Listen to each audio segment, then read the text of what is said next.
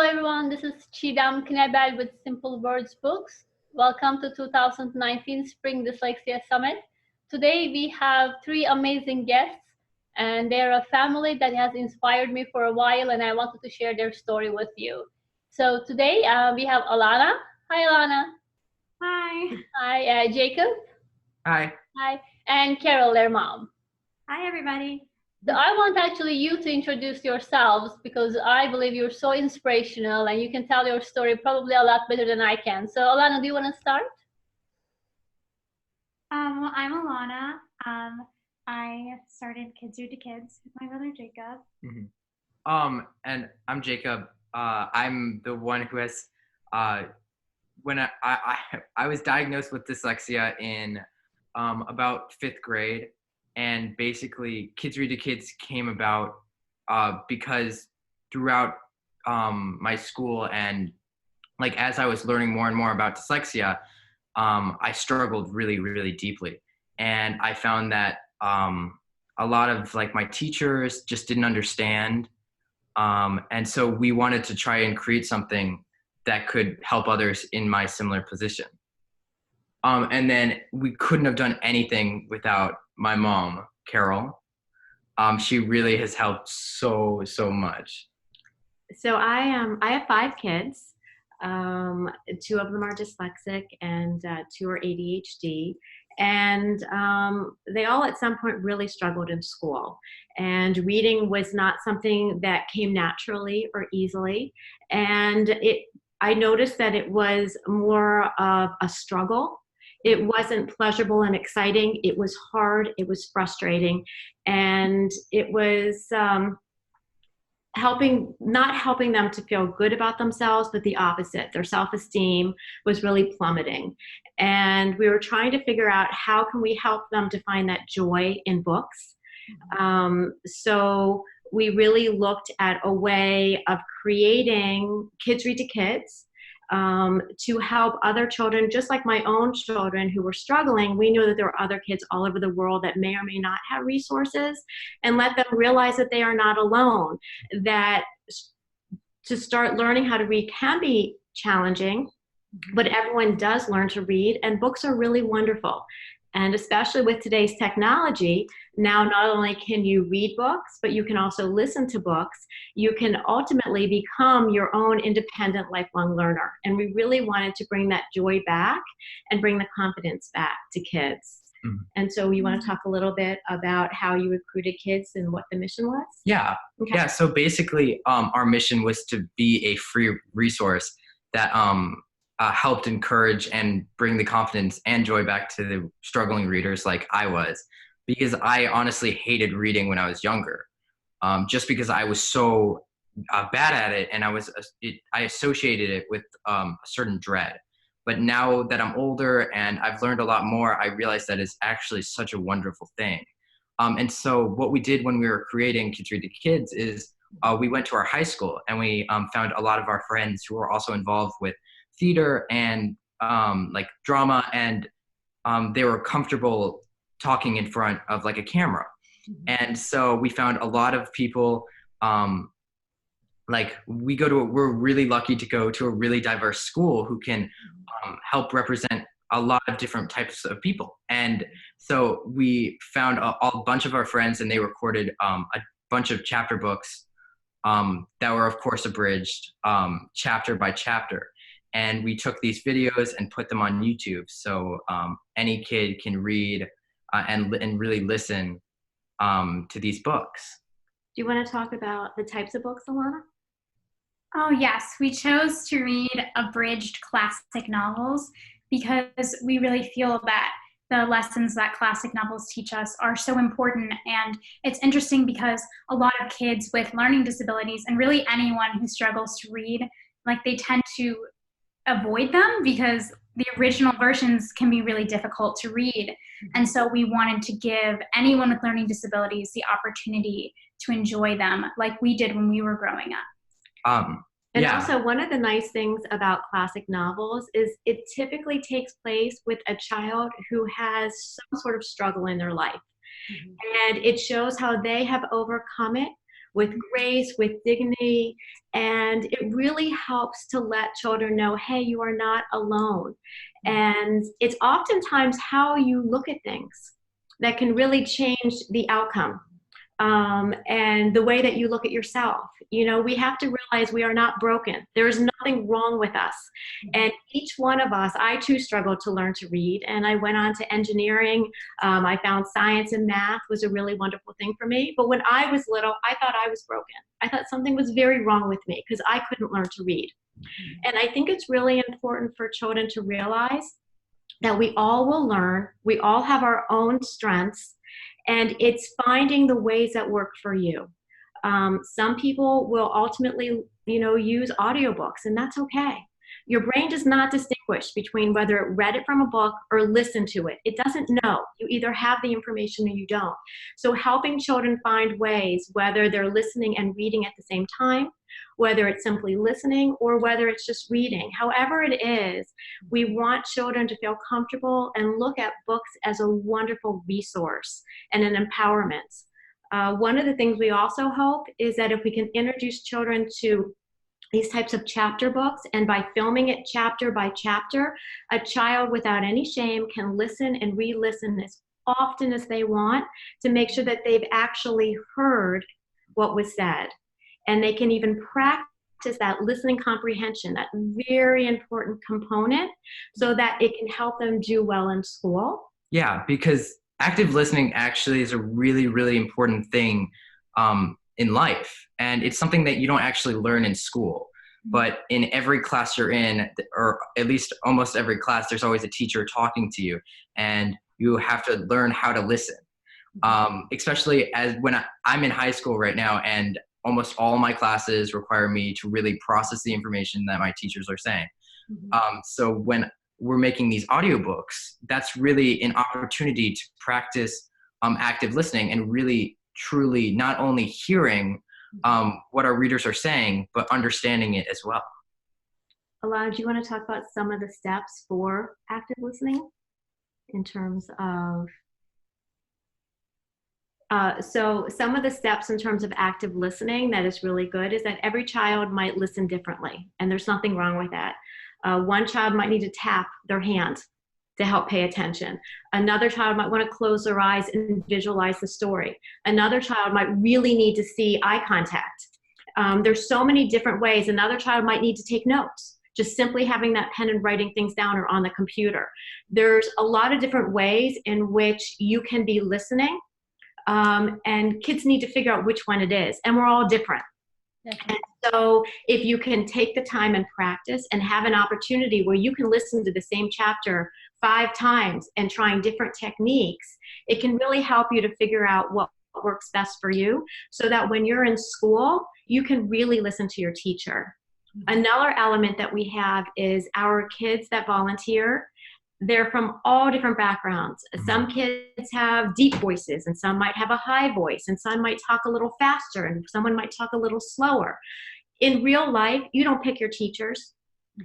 And for a child to be able to listen to boys, girls, all different variety of voices and practice, it will only make them that much more confident and that much more successful as they get on in life, and also eventually their bosses, their friends. It just helps them to really be able to pay attention regardless of who is talking to them. And then also, we also are really lucky. We just set up a partnership with Bookshare. So once someone is ready and they've listened to the book for the abridged classic novel, they can now go to Bookshare and actually read it for themselves.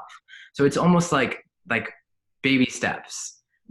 I know for me, I was always just forced into reading. And when I was in elementary school, we would always just read out loud. And I would always just turn to my teacher, and I felt so ashamed, and I would ask to go to the bathroom every time. And so with Kids Read to Kids, we're hoping that the more people listen to these stories, and then they get inspired, and then they can now take it, and it's still classic and abridged. And so they're getting the same message, and they're still learning how to read these words. And we also have, on our website, we have a bunch of resources, which include links to actually find the books themselves with the actual regular novel, which is way, way harder. So if they wanted the challenge, then they could try when they thought they were ready. And one of the nice things we try to teach kids is that if you can do a summary first, it will always help you for your listening comprehension. So let's say you're in high school and you've been assigned Oliver Twist's The Real full-length book. If you can listen to an abridged version first, especially if reading is a little hard for you, if you can listen to that first and get comfortable with the characters and the story, it will be so much easier for you to listen or read the original story when they get it potentially in high school or college. So we're kind of trying to teach kids from day one how to become independent learners. And we give them the resources in their own hands. There's no charge anywhere. You don't need a credit card. You don't need money. A child can come on independently and they can take control of their own learning. And that's what we want. We want them to feel empowered. We don't want them to feel like in school they're always having to ask for help. We want them, when they're at home, they are completely independent. They can get everything that they need, all the resources right there at their fingertips. So in addition to the website where they can pick by the readers, there's pictures of all the readers and backgrounds, all of the books are there and resources. There's our YouTube channel with all of our books there. On Bookshare, we have the Kids Read to Kids collection page that lists all of our books if they want to download and read along. And we even just launched a book club where we have a librarian that's available. So if a child or a parent wants a suggestion of a book, they can ask there, and they also have an opportunity for kids to be able to let other kids know what their favorite book was, because we want to empower all kids. So if a child has read a book and they're really proud and they can type in it and let everybody know, it lets them now be the teacher. And I think that's very important, because one of the things that I noticed for my own children is that when they became brave enough to admit their weaknesses to others, it actually empowered them. It's true. When at first, when I found out I was dyslexic, I wanted to hide it from the world. And I felt so ashamed of myself. But now I'm like, actually, dyslexia has brought so many gifts, and I'm so happy that I have it, because not only has it taught me to work harder, but I also have areas where I actually excel that other people don't normally do. Like, I write songs, and I have an immense passion for like music and theater and that kind of stuff. And I do believe that my dyslexia really just helped me in life. And the creativity and the compassion. I think that when we all grew up, we all struggled so much that I think it changed who we were as people and how we view others. And I think that's very important, especially in today's world, that doing something, helping others, and looking at everybody, that they all have strengths, instead of looking at somebody's weaknesses, identifying and realizing everybody has something to give, and giving them that platform to allow them to shine is really what we're all about. And starting at a young age, they can understand that without actually having to go through the struggle. Because honestly, it was really, really hard when I had no idea I was dyslexic and my teachers didn't believe in me. And they actually they told my mom I was stupid because they just didn't understand. And so it's really important to us to show people that, hey, one, you're not alone. This happens to many, many people. And two, you can overcome this. And so using Kids Read to Kids, we really think that people can do that. People can look at a book and say, I can do this. Right. And most importantly, you'll notice that when you visit Kids Read to Kids, this was all run by kids. So my youngest son, Ruben, designed the logo, and Jacob does all the editing of the films, and Alana brings everybody in. She writes the blogs and all the stories, and nothing is perfect. Nothing is so utterly professional, because we're not perfect.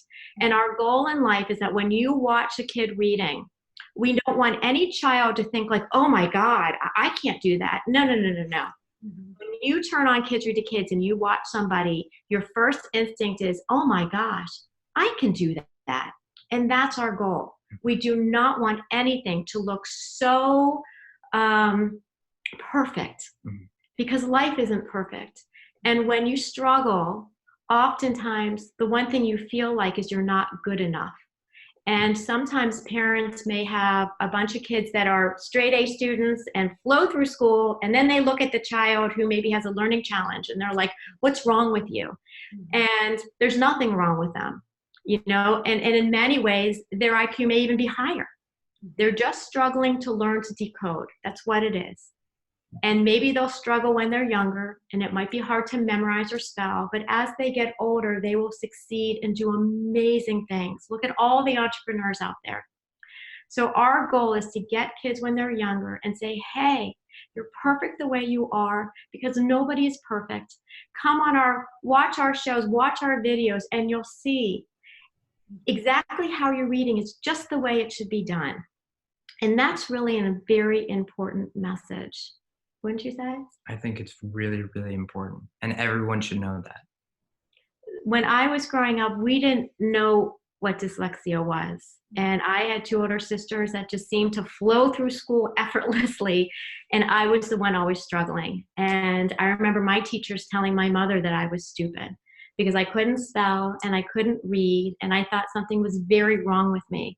And I was very fortunate because my mother could see my strengths, and she put me into computer programming and sciences and mathematics and really helped me to become the person that I was and the person that I am now. But there's a lot of kids out there that don't have that sort of support. And so we really felt that it was so necessary that every child can understand that they are perfect the way they are, that they're gonna do great. There's resources out there. There's kids just like them. And I think that's probably our biggest message. I know, Alana, do you want to talk about some of the articles that you write for the blog? On the site we have a section for blog entries, which I write, and it's basically it's written for kids to be able to read, and it's a bunch of just tips and tricks, and I have a blog all about active listening and what it means, and tips on how to improve your active listening. I have blogs on just things in our daily life that we can change to help us learn better. Many kids don't know that adding exercise into their routines and changing their diet can actually free a lot of room in their brain so they're able to learn better. And so I've been writing those blogs for the site. Because we really want to look at all the elements so that, like I said, a child can come on and they can learn so many elements to build up their self-esteem. One of the things that my kids and I did was we spoke at the International Dyslexia Association, and we talked all about bringing that love and that confidence back and that joy in reading back to your child. Because sometimes parents can get so excited about trying to force a child to learn to read that it becomes work. And they're working so hard in school, and then they come home, and again, it's the lesson plans and the outline, and they don't want them to listen to books because they're like, oh no, that's cheating. And at some point you have to remind people it has to be fun. And if you take all the fun out of reading and all your child sees is the struggles at school, and then they struggle at home, they don't want to read. And the most important thing is for them to get excited when they open up a book, or they get excited that they just read their first book, or they just listened to their first book. And that joy is what will carry through in their lives. And that is what will ensure that they will be lifelong learners. Because today you can learn anything with technology. And so we really always want to remind people, let it be fun. Let them enjoy it. And also, speaking of technology, we're so grateful for what we have right now, because we upload all of our videos through YouTube. So basically, all of our chapter books, everything we've ever made, in 2 seconds, you can access them from wherever you are, as long as you have internet connection. And that is really, just really amazing to us, because now we're not just limited for where we are. Now anyone can use our products. And that's why it's so important to us, not only to do this, but also to spread that message, because we're able to do so with the technology that we have. I think it's also important to realize that the kids that are involved in this, hundreds and hundreds and hundreds and hundreds and hundreds of hours go into this. Filming books chapter by chapter, editing, reading, all of this, uploading, all of this is a tremendous amount of time and effort. And so when kids come on the site, wherever they are, they always need to understand that this is true love that is behind this, because they need to know that any kid that's involved in this is doing this because they so desperately want every child to feel wanted and to feel like they will succeed. That's amazing. I feel like I can feel your love across the screen. And as you know, our missions are so similar. We want really every child to have access to these materials, and also have a stepping stone between where they are currently to reading a lot longer and more sophisticated novels. But they do need something in between, and I feel like we're both trying to give them those small steps so they can make it to the top easier. Right, and just like with your books, you're trying to bring their confidence back and get them excited. And that's really what it's all about, is when a child looks up with a big smile and they got so excited and they all of a sudden look at reading as a wonderful thing. And that's what we both want. Yes, definitely. And this is not just reading, right? This is really the love of learning, because it all starts with reading and believing in themselves, the self-confidence. Absolutely, because you have to believe in yourself. You really do. Life is hard. And I always tell my kids, we're very fortunate because we had to struggle. Because I think it's really important, because we don't know any different. We sit down, we expect things to take time. We expect things to be hard. And so no matter what comes in our lives, we have the toolkit, so to speak, to deal with it. And I think that's really important. And I think children need to realize that it's a good thing to have to struggle when you're young, because at some point you're going to hit a wall. And I really think it's important to learn how to pick yourself up and keep trying, because that's what will make you successful in life, in all elements of your life. I agree. That is so true. And I know it doesn't feel that way when the kids are struggling, but hopefully hearing these messages over and over again, and especially from kids like yourselves who have struggled and maybe even are still struggling, but are a little bit ahead of them, I think gives them the encouragement and hopefully the hope. Yeah.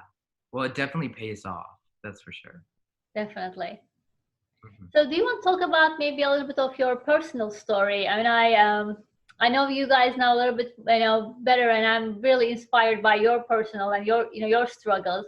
Do you want to maybe tap into that a little bit more, so especially our younger listeners probably can relate to that? Yeah, for sure. Who should go first? Well, you should talk about. Okay. Yeah. Not talking. Okay. So basically, I started speaking when I was 2 years old. So I was a little bit behind. I guess for some reason I always felt different. And so I kind of carried that feeling wherever I went. And especially in elementary school, it hit hard because everything got harder, because everyone was flowing by and people would sound out complex sentences while I was stuck trying to say one word. And I felt really, really stupid. And, my teachers agreed, basically. They would call my mom and they would basically send emails, and they would be like something's wrong. Basically, I'm not smart and I'm not good enough. And that's or worse, they would accuse him of not trying, not paying attention, not listening, not caring, not working hard, the whole thing, which was the opposite. It was the opposite. I was actually trying so hard, and it's like, it just wasn't enough. And I felt that all the time, and I felt it wasn't enough. And all of a sudden I learned I had dyslexia, and at first I was like, no, please don't tell me I have dyslexia. That makes me different. And I didn't want to be different. I wanted to be the same. I wanted to be like everyone else, and I wanted to read, but I couldn't. And there were these, I remember these things that were called math minutes. And I always loved math. Math is one of my favorite subjects. I would get a 0 on math minutes. And my teachers would be like, what's wrong with you? Like, I just can't do it. Well, it wasn't that he couldn't do it. By the time he finished writing his name, the 60 seconds were up. Well, it's not just like I would stare at it and I'm like, okay, time's ticking and I have to answer, but I couldn't because the time was ticking, and I was like, it's just like, I can't, like, it wouldn't work. And then when I found out I was dyslexic, my school didn't really do that much to help me. And that's when my mom decided we have to move, we have to change schools. And so I went from a 5th grader behind in school to a 6th grader behind in a school that's a little harder. So I was super behind. And I remember I was friends with these really smart people in advanced classes, and I was like, I'm so far behind. But I really worked really hard, and I struggled really deeply, but I made it through because my mom believed in me. And I especially also when we switched schools, it was so much better. I was put into a class called Daily Tutorial Support, and I slowly caught up. Mm-hmm. And then I realized, a lot of other people don't have that. And I'm so lucky that not only was I diagnosed with dyslexia, but I was taught how to deal with it. Mm-hmm. And a lot of other people are out there and they don't even either know, they don't know what it is. They think it makes it them bad or worse than other people. Mm-hmm. And I know that because I felt that. But now I realize that it's really important not to just succeed and work hard for myself, but to spread that for other people so that other people can realize, hey, like, I'm just like you. We both struggle, but that's okay. Because just because you struggle now doesn't mean you're going to struggle in life in general. Because you're going to take that struggle and you're going to use it to make you a better person and a better student. And that's hopefully what I'm doing, and hopefully it's working. And I really hope that more and more people can see Kids Read to Kids and say, wow, like, I am struggling, but maybe I don't have to feel so bad about myself. Like, I'm not the only one out there. And that's my personal goal. And you're well on target there. And this is really not just for anybody in the US, but this is global. There are a lot of children who are all around the world who are struggling, and they don't have anywhere near the resources we have in this country. And also people who are living in small towns around the country where they don't have access to audiobooks, like many of us in bigger cities. So I do get emails saying, like, where do you get your audiobooks? Or where our library has only a few and we finish them. Mm-hmm. And that's what we also, everybody can afford Learning Ally, and mm-hmm. And this is such a wonderful resource. It's really at people's fingertips. As you said, it's free on YouTube, and pretty much almost everybody have access to it these days. Yeah. And that's also why we include on our website, we have an actual whole resource page, so they can use us, but also look at all these other resources that could help them in other areas. And then also, well, you guys tell your stories. My computer is at 5%, so I'm gonna grab a charger so it doesn't shut off. I'll be back. The other thing that I think is important is that when you are kind of up through junior school, younger kids, it's important to help them really learn to read. But when you hit middle school, parents really need to help their dyslexic kids learn to listen. Because when you hit high school, you don't have the time to be able to slowly read. There is so much more work that's thrown on you that if you can teach your children during middle school while they still are mature enough, but yet still have that time to be able to practice and develop that skill, when you hit high school, you don't have a lot of time. And so if they already learn how to listen, they can knock off these massive novels that they will be required to read in a lot of their subjects, or they can download their textbooks, whatever it is. If they can start listening, they can quickly get through the work, because that was the one thing for Jacob in high school, is he listens to everything now. He's got his textbooks he listens to the novels he has to read, because he simply could not get all the work done if he didn't. And so we really try to get that message out, that when they're younger, we understand the importance of learning to decode and learning the sounds. But at some point, you really have to help your child really learn to listen. And then by the time you're in college, some of your classes, there's no books. It's just lecture. Alana, I know you're at Oberlin right now, and some of your classes, wouldn't you say you sit for an hour and a half and just listen?